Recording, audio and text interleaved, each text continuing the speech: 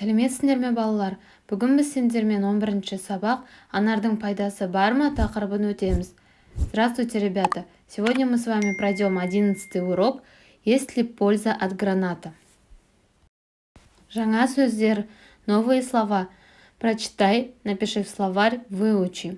Пайдалы, полезный, салқын, прохладный, жылы, тепло. Менімен бірге оқы. Прочитай вместе со мной. Анар шырыны пайдалы. Шырын салқын. Шырын жылы. Суретке қара.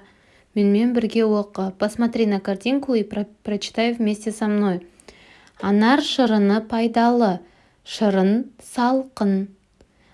Қызанақ шырыны пайдалы. Сәбіз шырыны пайдалы. Шырын жылы. Апельсин шырыны пайдалы. Алма шырыны пайдалы. Сәбіз шырыны салқын. Қызанақ шырыны жылы. Анар шырыны тәтті. Бірінші тапсырма. Сұраққа жауап бер. Ответь на вопросы. Алма шырыны пайдалы ма? Яблочный сок полезный? Я, алма шырыны пайдалы. Алма шырыны қандай? Алма шырыны тәтті. Сәбіз шырыны қандай? Сәбіз шырыны пайдалы, жылы. Екінші тапсырма. Мәтінді оқы. Прочитай текст вместе с переводом. Бұл шырын, это сок. Бұл алма шырыны, это яблочный сок. Алма шырыны тәтті, яблочный сок сладкий. Анар шырыны дәмді, гранатовый сок вкусный. Шырын салқын, прохладный сок.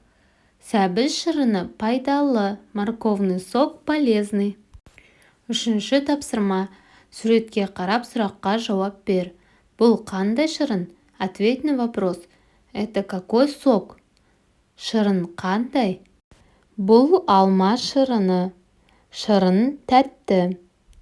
Бұл анар шырыны. Шырын дәмді. Бұл сәбіз шырыны. Шырын салқын.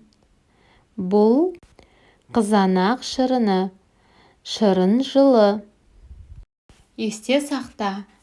Прочитай и запомни. Шырын пайдалы. Бұл салқын шырын. Бұл жылы шырын. На этом мы закончили урок. Подпишись, чтобы не пропустить следующий урок. Осымен біздің сабағымыз аяқталды. Келесі сабақта кездескенше сау бол.